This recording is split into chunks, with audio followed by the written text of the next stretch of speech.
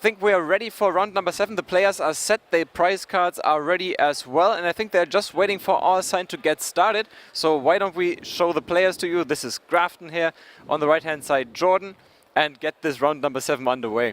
Absolutely. There's a few interesting tech cards that both players are playing. Jordan is using the Pokemon Center Lady, which really can help out, helping mitigate the damage that he'll receive from things like bursting a balloon, as well as those shadow stitchings and moonlight slashes that I'm sure is going to be used by Grafton a lot, because when Garbodor's in play, and we see straight away Jordan is going first with that Trubbish. That's going to be absolutely brilliant for him. Grafton as well has got a great start with that Talonflame. So both players up to a good start here. We know that Jordan has the tech card, Pokemon Center Lady, which is definitely going to help out. So it's going to be, you know, an interesting battle here. It's normally a close matchup, in my opinion. It is, and if Jordan would not be playing Garbodor, it's even, well, I would say Grafton would be the favorite, but Garbodor is going to be the the VIP in this case, very important Pokemon for Jordan. He's going to try and find it as soon as he can. Well, usually he has 2 to 3 turns to get it out, because Greninja Break wouldn't make a showing before that. So he's going to take his time in this case, but he needs a Float Stone very soon, just to make sure that he can move it out of the active space and start putting some pressure on that active Talonflame. Sure, so we do see Jordan, he does go ahead and get that Yveltal EX down, and we're going to see him also get his first attachment for the turn as well as a tool, and he does have that VS Seeker in his hand, but he's choosing not to use it right now. He's got the Parallel City, maybe he wants to hold on for that if possible, because he's pretty much done everything he really needs to do this turn, and he's clutching onto that Garbodor, and getting that out is of course one of the keys to winning this Greninja matchup. Have you seen what he discarded with the Ultra Ball there? I didn't quite catch it. I believe there's a Professor Sycamore in his discard pile, so I think he's pretty good to go here. This is actually a really, really nice start for him. Gets the Garbodor, the second Yveltal EX. He's choosing to limit the damage output of the Greninja player's side. Oftentimes, Parallel City is good both ways you play it. Grafton's only got 1 Froakie down right now, so the duplicates isn't mitigated too much. But if potentially, sometimes we see Greninja players look to get double Froakie turn 1, and that's where potentially the Parallel could have been more dangerous the other way around.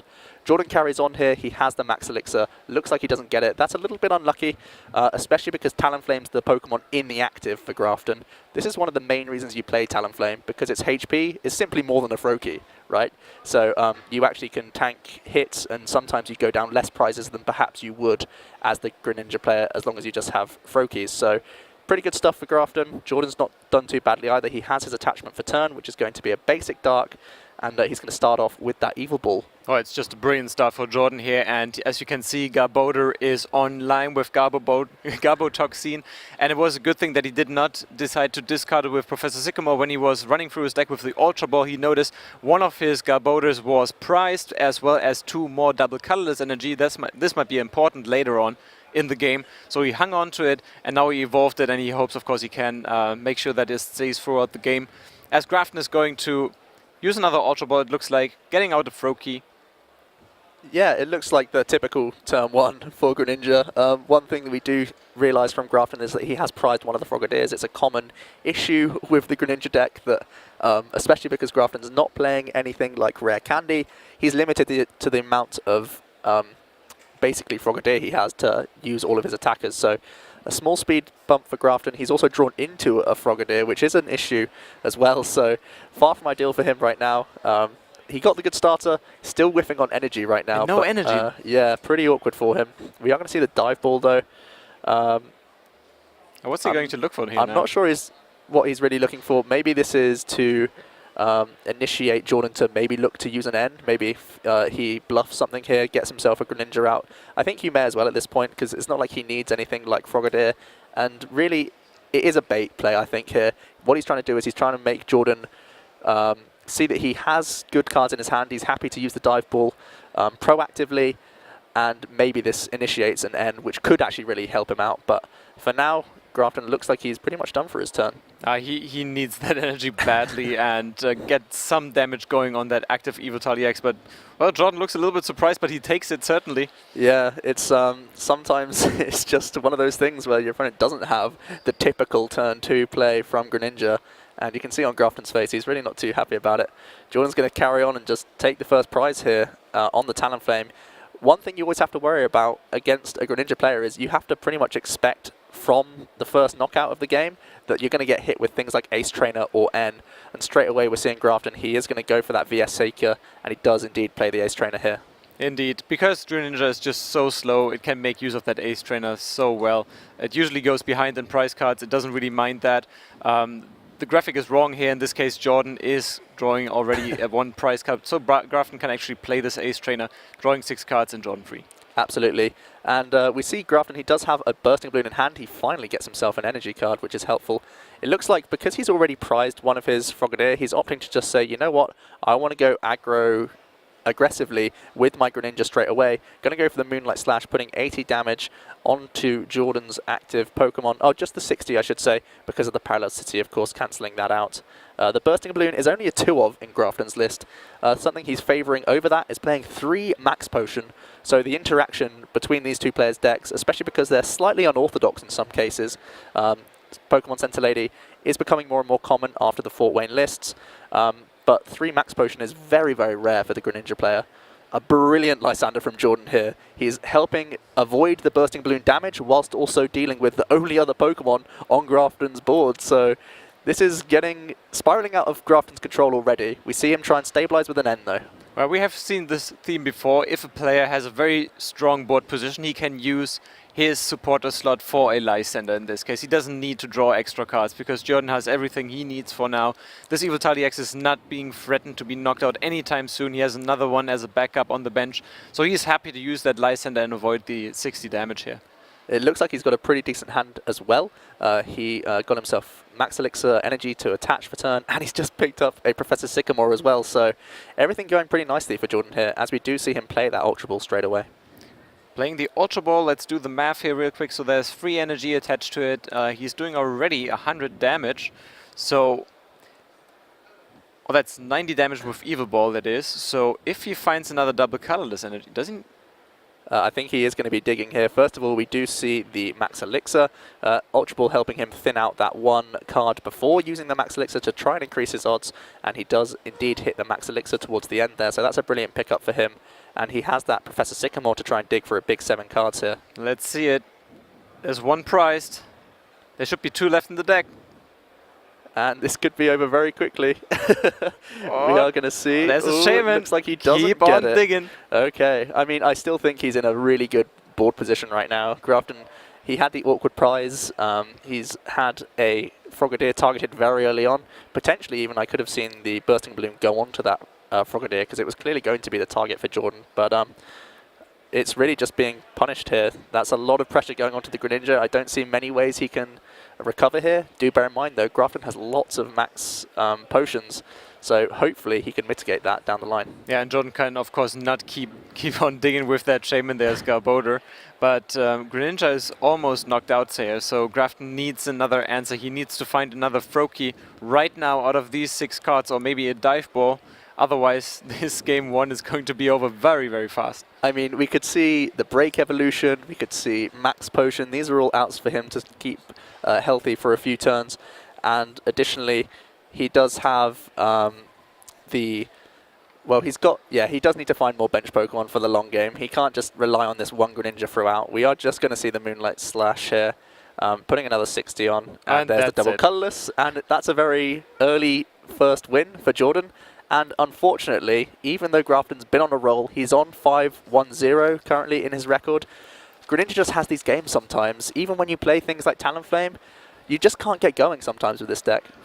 Yeah, you can see it here on his face. He's like, now I'm on stream for the one time when this is exactly the time when Greninja lets me down. Really, Greninja, what have I done?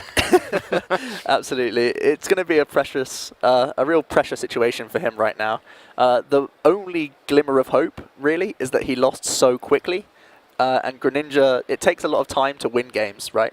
So the only thing good about this early loss is that it was early, and he has time to take a game 2 and potentially even go to a game 3 where he could again try and do well and get, at least a tie or even a win. So Grafton's by no means out of this game. He's going to get to go first here.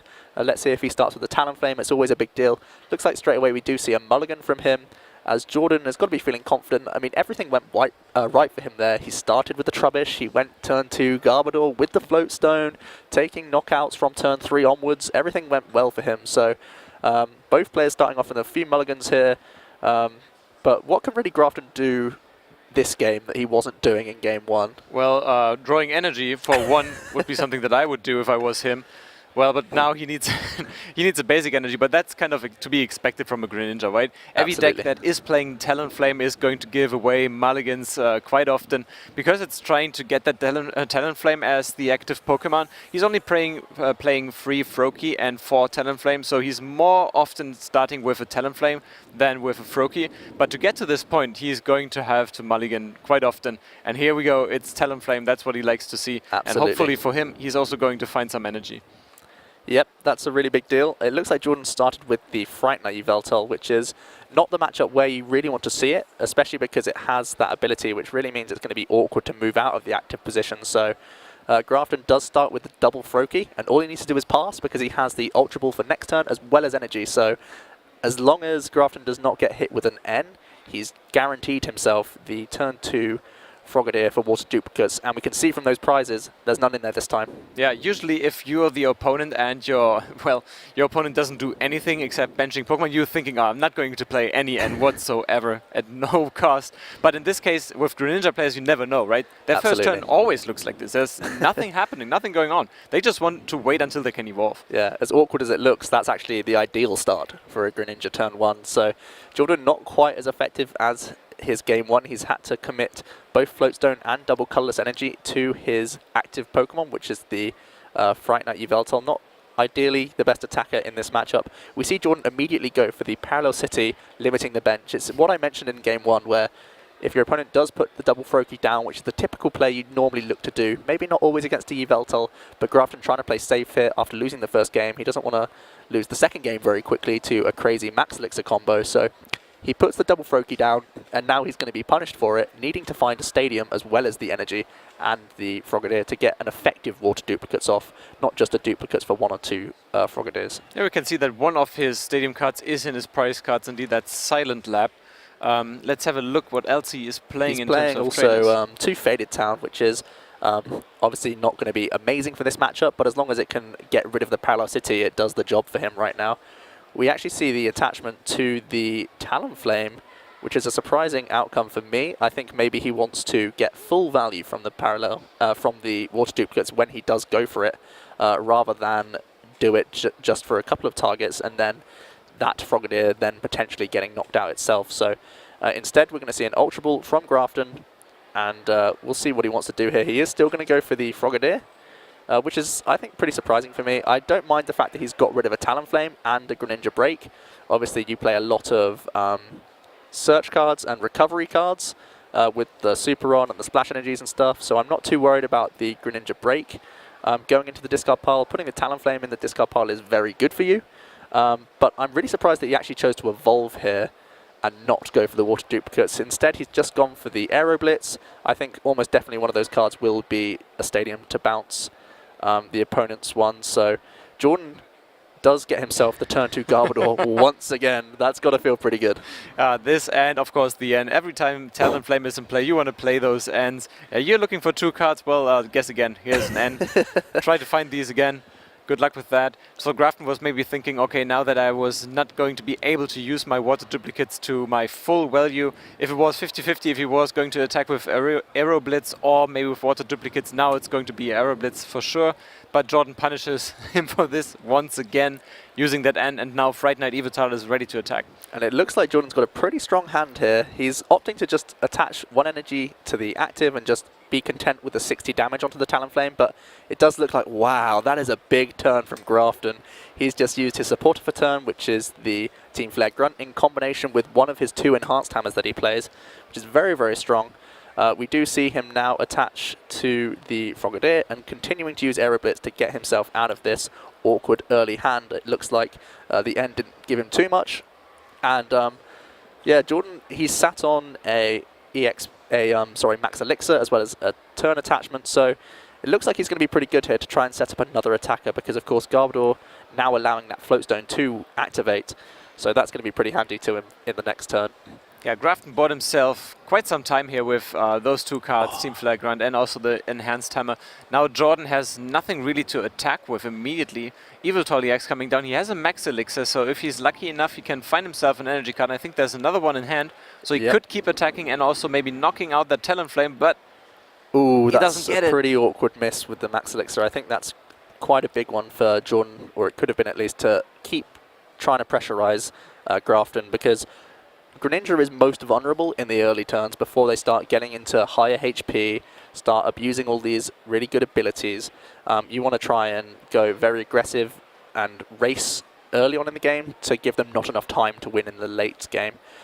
Fortunately, Jordan does have the Garbodor at the very least, so he's not too worried about his damage that Grafton can come out with, at least in the next few turns, but it's one of those things that Grafton's going to obviously try and work on. Some people try and ignore the Garbodor and just try and win via moving between your free retreating Greninjas and using things like Max Potion, which I'm sure is going to be a factor in this game, as we do see him use water duplicates for the rest of his Frogadiers. It took a couple of more turns than Grafton wanted it to, but he was able to slow Jordan down, so it's not too bad. He finally found an energy, and now water duplicates for Frogadier in play. That's what he wanted to see. That's exactly what he wants, and you can see he was only ready to do that once he did find the Faded Town to bounce the Parallel City.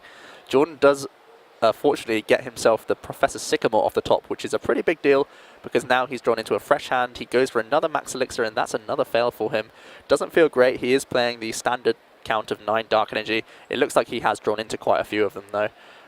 All he needs really is to manually attach for turn to knock out this Frogadier, but everything matters because next turn Grafton's going to be evolving up, getting into more high HP Greninja. So we see another Max Elixir. This time it does get right on the money, and he gets himself a Dark Energy.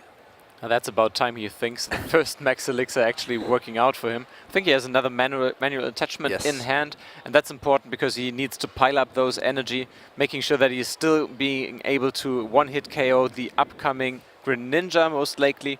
And well, he needs plenty of energy for that, so Frogadier is going to be easy for him because it already had energy attached to him also. But now it's going to be very interesting on how Grafton can improve his board position here. I also see a Bursting Balloon, so it's going to be interesting if Jordan is going to be able to invest into Lysanders again, like he did in the last game, or if he's going to invest in more draw engines to make sure that he has something as a backup for the active Eviltar. I think he's most likely going to be using the Professor Sycamore that we see in his hand. He's just debating which target to put the Bursting Balloon on. Alternatives is, I think he does have a VS Seeker also, so if he has some sort of disruption supporter like Ace Trainer, that could be the play. At the same time though, he does just kind of want to get as many Greninja out this turn as he can, so we do see the aggressive Professor Sycamore here. Seeing as though Jordan has the Yveltal EX already ready to go, doesn't feel like the Ace Trainer is doing too much here. We can see there's 2 Splash Energy in Grafton's hand now. These are cards that are becoming more and more popular in the Greninja list. We saw in the Fort Wayne top 8 that there was, I think, a 4 Splash Energy count. So those are becoming more staple in these lists, and looks like there's a little bit of confusion with the playmat. Well, Grafton destroying our playmats here. That's our setup. Calm down. Yeah, absolutely. And a good old triple Greninja round. Putting the Faded Town in literally affects none of the board state at all. But I know we have to be a stickler for detail here. Looks like he does have the Dive Ball. Oh no, this is the search with the Talonflame, of course. Yeah, he put his Dive Ball grave for a Greninja, right? Yeah, and the discard pile moved next to the Talonflame, but he's going to discard that Dive Ball hopefully soon. Yeah, there it is. And here we go, it's Lysander. Absolutely, Lysander on that Greninja. We have another energy for the Yveltal EX, so that's 12, 13 exact maths with the Fighting Fury Belt to get the knockout. Jordan keeps marching on forward, knocking out a Greninja every turn. It's exactly what you want to do. Yeah, but now it gets tricky. If he is going to be able to find that Greninja break now, and it evolves, it's going to have 170 HP. Now that it just dealt 130 with 1 energy attached to the Greninja, well, that's going to be a lot tougher next turn, because if Greninja is going to not have any energy attached to it, Yveltal cannot have enough energy in the active spot to one-hit KO that, even if he would find another double colors energy. So very interesting to see now how Jordan is going to respond to Grafton's. Most likely, if he's going to use...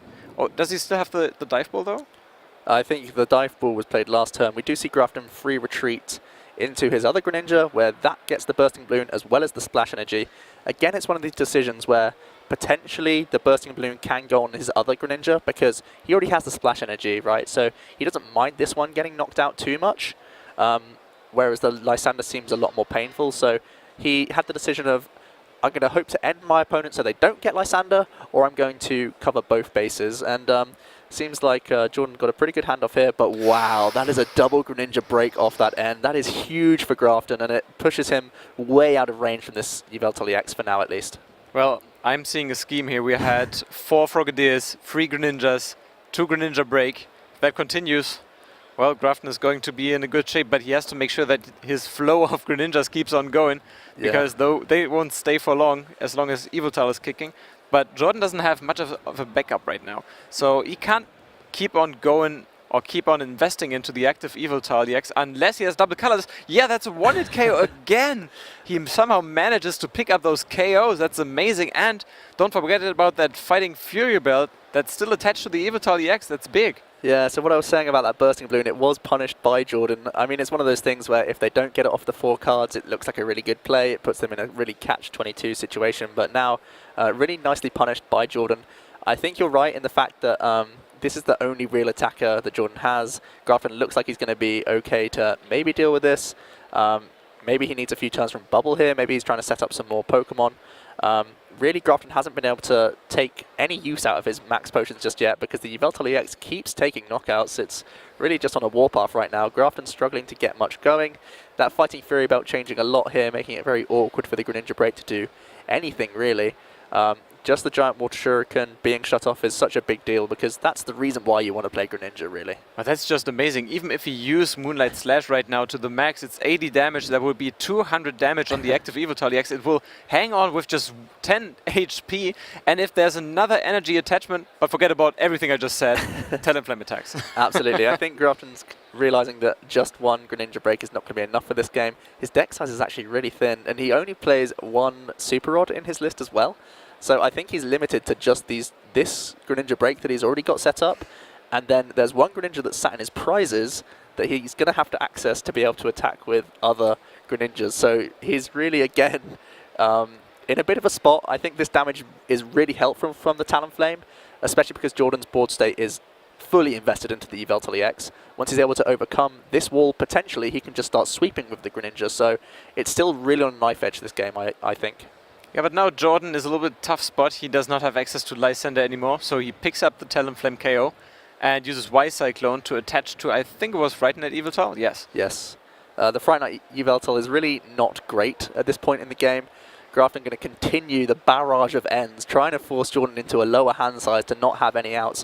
I actually feel like Grafton, as long as he can continue with Greninja, as long as the end sticks, I think he's actually in not the worst of positions for this game. So this is still going to go down pretty tight, and we see he now has max potions in his hand as well, so these could start coming in big. I think the comeback could even be on here. Greninja is very, very effective at coming back from really tight spots, because at this point now, it looks like Jordan has no real way to deal with it for a few turns at least. No, he doesn't find himself another Yveltal. There's another Frightened Yveltal in hand. I think he has a double colorless in hand as well, but what's it going to do him any good? I mean, if he's attaching, he's dealing 60 damage, which might be gone next turn. And what's gone for sure next turn is going to be the Frightened Yveltal that becomes active right now. So he decides against it, probably going to go maybe with Sky Return or no attack at all, because Shaman can take one attack, and then maybe with Sky Return he can recover it off. But forget about that double colorless. Maybe I'm just seeing things. Yeah, the double colorless would have been quite nice, but that's not there. So the Shaman's just going to go into the active. It's the thing he wants to take the hit more than anything else on his board. But yeah, Grafton seems to be in a pretty good position. Look at that hand size as well.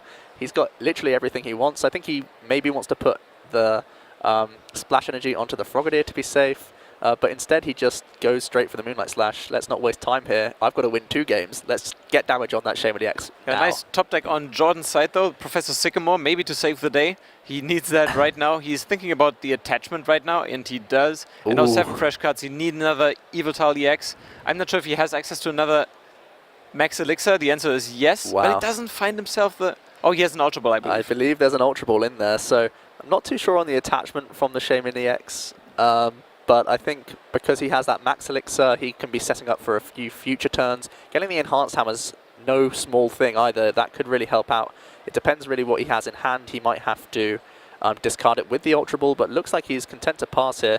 Maybe that's because he does have 1 Yveltal EX in his prize cards. He does play 3 though, so I think he should be able to have access to it. We are going to see a really fast turn again from Grafton. He's just going to deal with the Fright Knight Yveltal as Jordan is struggling to get anything going here. And finally for Grafton, he was able to draw that Greninja out of his prize cards. We know there's a Frogadier waiting to evolve in it, so just in time delivery for him. And Jordan, well, now a very strong Shaman. He wishes he would be playing Ninja Boy, but he isn't. Absolutely. Getting rid of that damage is no small thing, though. I still think that's a pretty good option for Jordan. He does have that Yveltal EX, which he's obviously going to search out now. Going for the Sky Return, putting a small prod of damage helps because it's going to be very difficult for a Yveltal EX to take a one-hit knockout. So this is going to be helpful, especially because Grafton does not play any Rough Seas, so that is going to add up. And there's nothing to say that Jordan can't just go for a Sky Return loop here and chip away at this Greninja. Yeah, this is going to be very tough for Grafton now. 80 damage is just not enough. As long as Jordan has access to the double colorless energy, he just keep on Sky Returning, piling up that damage, and there's really nothing that Grafton can do right now. It looks exactly like what Jordan is going to be going for. He's going to go for that Sky Return for 40, thanks to the Fighting Fury Belt. And Grafton, let's bear in mind, he has a very small deck size, so he's under the clock. Every one of these Sky Returns really do count, and we're going to see him use the N. I think he's running out of turns to win this game. And the N is just here to make sure that maybe Shaman or double colorless energy, or maybe both cards are going to be stuck in Jordan's deck. He won't have access to them. This means that the Sky Return loop would be off. That's what Grafton is looking for. But let's see what Jordan is drawing. Delinquent and Trainer Mail, well, something to work with, but not exactly what he was looking for. It's going to be a pretty big Trainer's Mail, I feel, and also a very big top deck. It looks like Fighting Fury Belt. That's not too helpful right now, but he chooses to use the Trainer's Mail first. And everything he was looking for. That's a big... but he can't take those cards. He wanted all of those, yeah, but he just can't do it because Trainer's Mail is, of course, only item and supporter cards outside of Trainer's Mail itself. So Jordan's plan was great, but of course the end put a stop to that, and we do see the Delinquent. He may as well play it. There's no point in holding the hand because an Ultra Ball for a Shaman isn't quite what he needs right now.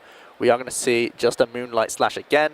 Now Grafton's suddenly at one prize card remaining, and Jordan has no board. This has been a completely amazing comeback. And the top deck is a Lysander. That's not going to do him any good in the world of no retreat. Greninjas, that's it. There's the 80 damage, just one more card. Let's see if Jordan can pull anything out here. He gets a VS Seeker. A Versus Seeker for something like Professor Sycamore is probably what he's going to be looking for here. The Float's on the Garbodor, forcing Grafton to have one more VS Seeker for a Lysander. It's all in the balance. Both players are furiously checking their discard piles for the resources remaining here. Looks like both players are really down to the very bottoms of their decks and seeing what resources are left. And we do see Shaman double colorless, lots of double colorless energy, and Ultra Ball.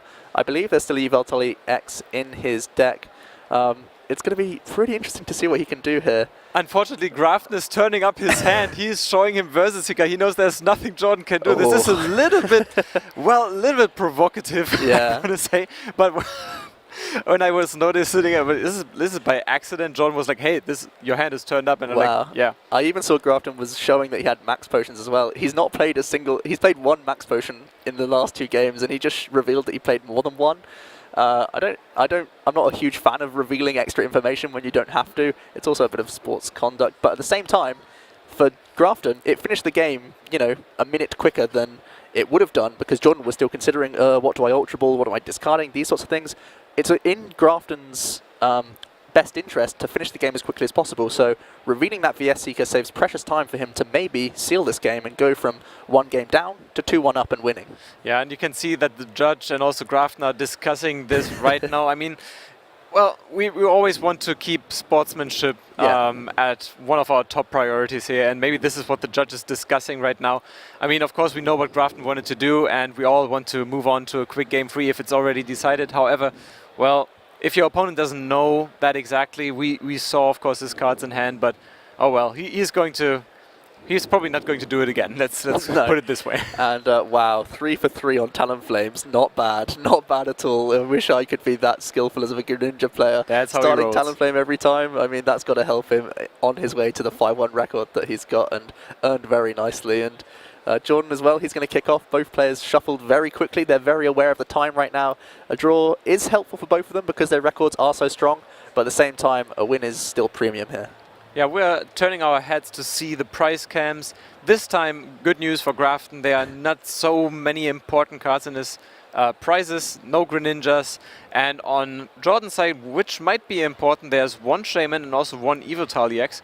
Another Trubbish there, so it really depends on how fast can he make sure that he gets that Trubbish and he has to hang on to it. The other one is prized. Yeah, both games Jordan's been able to develop that Garbodor very, very quickly. So we're going to see him kick off with the Max Elixir. For Grafton, the only real worry is that there's a Super Rod in his prize cards, and he only plays one. Typically we see two in Greninja builds, but Grafton just opting for the one with the high amount of splash energy to see him through. Jordan's going to crack on and go straight away for the Professor Sycamore. He'd rather just get rid of some of the dead cards and again go for the aggressive start. The way he won the first game so convincingly was just having a very powerful Yveltal EX and trying to get that Trubbish as quickly as possible. We see one more manual attachment for turn, and then it passes over to Grafton. Yeah, you can see he even discarded Fright Knight Evital. He's not even bothering benching that. It's not going to do him any good, he says. Not even as a decoy, maybe for a couple of attacks from Grafton's side. He says, no, I'm going to power up my Evital EX, and if that's not going to do me any good, well, Fright Knight Evital is not going to help. Yeah, so Grafton now, he's opting to use the N. Not too sure about that because he has the Aero Blitz that he can do this turn. So he could have sat on a really powerful hand, and he could have even put 40 damage straight away on the Yveltal EX. So it's interesting to see why he opted to end here. Obviously, of course, he could be drawing into the Frogadier and stuff now, so he doesn't have to search them out with Aero Blitz, and he can look for some other cards.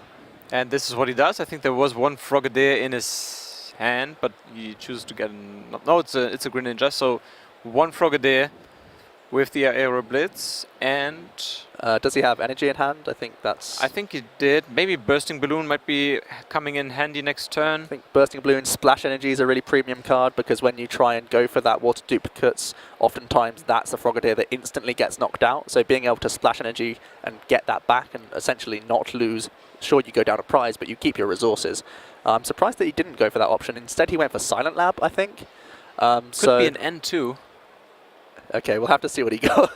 But Splash Energy is something I would have liked to see because that really helps out in the long game, especially because there's only one Super Rod. Jordan, however, he's going on the rampage. He's getting plenty of Dark Energies onto this Yveltal EX. It's got the Fighting Fury Belt, Sycamore into Sycamore. Pretty good stuff. He's also got the Parallel City, which is going to be nice, and we know that Grafton does have the Counter Stadium, but for now at least Jordan thinks he's in a pretty good spot here. Yeah, Jordan was playing badly last game because he didn't hit even one Max Elixir. This time he's a little bit more skillful. He remembered, yeah, I'm a good player, so I'm going to hit those Max Elixirs. 4 energy attached to Evital EX. It's the second turn, and now he's going to one-hit KO for a couple of turns. Absolutely. In comes the Froakie. We see the Silent Lab, the attachment, and the dream of a full water duplicates for 3 Frogadiers, which are in his deck currently.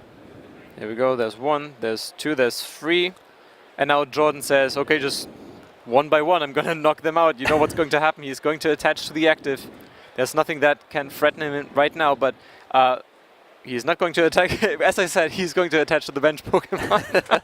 But what he really needs now is a Trubbish, because Greninja break is coming very soon. He needs to bench one of his Trubbish right now to make sure that Greninja is not going to be able to use Giant Water Shuriken once it comes out. Absolutely, and he's having the debate whether or not to use the Professor Sycamore. He would quite like the Pokemon Sentinel in the discard pile, but also there's a lot of Dark Energy in his hand. So instead, he's opting to use the N here, get those Dark Energies back into the deck to try and get more Elixir value later on in the game. Elixir value, I like it. So here we go, 5 cards for him. Ideally, one of them would be Trubbish. We know one of them is prized, so the chances are not that high, but Ultra Ball, that's good. Yeah, Ultra Ball is pretty good. We see he's going to instantly play that, gets rid of the Enhanced Hammer, and we all know what he's going to be going for here. It's got to be the Trubbish, in my opinion, and straight away he does instantly put it onto the bench. Good stuff from Jordan. Does he have a Floatstone in hand, though? I didn't see exactly. He has another Garbodor, but what was the other card? I'm not sure what else is in hand. It looks like it's a VS Seeker, yeah. So that's a pretty strong turn, and he is going to be taking another prize here on that Frogadier. Back over to the Grafton, we do see a brilliant turn. Everything you need. You've got the Splash Energy, the Bursting Balloon, the Greninja, and following up with the Versus Seeker. He has the option to, he could even bounce his own Silent Lab if he wants to, so that he just draws one less bad card from the end that he might be playing. Also considering if it's worth using a Lysander, maybe knock out the Trubbish, but instead he's saying, you know what, I'll just end instead. I'm pretty surprised by this. I'm surprised he's not opted to take the knockout on the Trubbish. I think that's a really good way to put Jordan on the back foot from then on. So That's an interesting play in my book. Yeah, and also for Jordan now, if he's thinking about his investment for the supporter card next turn, he would have had to use something for draw engine because he was out of good cards in hand. But this time now, maybe if he was able to draw into a Lysander, then we could play around the bursting balloon again. It's pretty awkward for Grafton. I'm sure he would have considered the Lysander. Maybe one of the reasons he didn't want to do it was so that he could get more Greninjas on the bench. But his end got him into basically exclusively water energy. So that is pretty awful for him. His gamble did not pay off. Jordan is now going to be able to pass it over to his turn. Straight away he finds that Garbodor, and that chance is gone for Grafton for good now. Obviously the Garbodor having 100 HP is always out of one hit KO range at least from the Greninja. And we are going to see the double colorless energy, and that is pretty perfect. I think sometimes well-known players will high-five one another if they've played each other before for the no-hand Professor Sycamore, because you don't lose any resources. And the float stone, there it is. And the float stone, so absolutely everything here. A max elixir to boot, and that even hits. Very skillful. Great stuff from Jordan here. He's looking pretty good at this point. There is a lot of damage on the active Yveltal EX, and of course he did play Professor Sycamore, so he might be receiving an extra 60 from the bursting balloon that's on the active Greninja, so he is opting to just power through. May as well take these prizes, get rid of the resources. Grafton top decks into max potion, and he is not happy about this. No, he's not. He's shaking his head in disgust, and now he's trying to buy some time with Lysander. There's nothing he can do, nothing that draws him new cards, nothing to get into Greninja. That's not a Greninja active, even though we're showing the graphic. This is a Frogadier, a lonely Frogadier, which is going to be knocked out right now. And you can see the pressure and what it means to Grafton straight away, because he's just really... He's had a great day so far. He's 5-1, and the deck's just not cooperating with his plans. We're going to see the Froakie now. Is it bubble time? Active. It might well be bubble time. He does need to stall in one way or another. I think getting out this Greninja now with a dive ball is going to be a great start. Jordan looks pretty pleased. Another thing that Jordan does have in the background is that Pokemon Center Lady. Not only a great healing mechanism, but it gets rid of status conditions as well. So as long as Jordan has the VS Seeker, he should be able to reuse that even if there is the flip. And we are going to see it. It does get ahead, so Jordan set back a little bit here. We see the sleep, the paralysis, sorry. That should be to the right side, so we need to get that checked out. But the Center Lady is a thing, so we might see it. Is it in hand, though? He attaches to the active, and no, he just passes. The attachment and pass, so the bubble has bought one turn. It means Grafton's able to now go into the Break evolution. And the Sycamore top deck. And Professor Sycamore. So potentially back into this game. I think really the fact that he didn't opt to go for the Garbodor, obviously hindsight's 2020. It's easy for us to see it up here when the end didn't draw what he wanted. But that was definitely a missed opportunity for me. We are going to see he did evolve into the Frogadier, potentially retreat this turn to get some damage in, and that is exactly what we're going to see. That's a lot of energy on the Yveltal EX now, though, so I think Jordan's still feeling pretty good at this point. Yeah, let's do the math here real quick. So that's 6 energy, so that's 150 damage now with the Fighting Purebred. One more energy, and it's there gone. We go. So oh no, Grafton. He's not too happy about this outcome. Jordan has got pretty much every answer to whatever Grafton's trying to do, and it's once again crushing. Down to the last Frogadier, and we know that Super Rod is prized. I don't think there's any way for Grafton to get any more Greninjas back into his deck. It's one Greninja versus the world right now. Well, he's read about N winning games, so he might as well play it right now because he needs something that is going to win him his game. But actually, he doesn't really know what he's looking for right now because he has to find another basic Pokemon because he knows it's going to go down next turn. There's nothing he can do about this. The active Yveltal EX is going to get another attack in, and that's most likely going to be the winning blow. Absolutely. We see he gets a few things here, but there's nothing really stopping that Yveltal. I think he has to Ultra Ball maybe for Froakie and go for Bubble. I think that's his only line of play here to survive, but I think Jordan's pretty much in the clear now. It's not an option. There's no energy in his hand either. I think that might be game over. Yeah. There we go. Grafton does have to concede, and Jordan will go 6-1 in round 7, overcoming the Greninja there. That was pretty soul-crushing. You could see what it meant to Grafton, how awkward it is, and unfortunately when you're at the top tables the pressure just mounts. It doesn't get any easier when you're up there. That's just amazing. Congratulations to Jordan to winning this. So he has 6 wins now out of 7 matches, and in his head Grafton is thinking about all the different things that were working against him in this match. Quite a few. Not finding energy when he needed to, finding all the energy when he didn't need to. Well, sometimes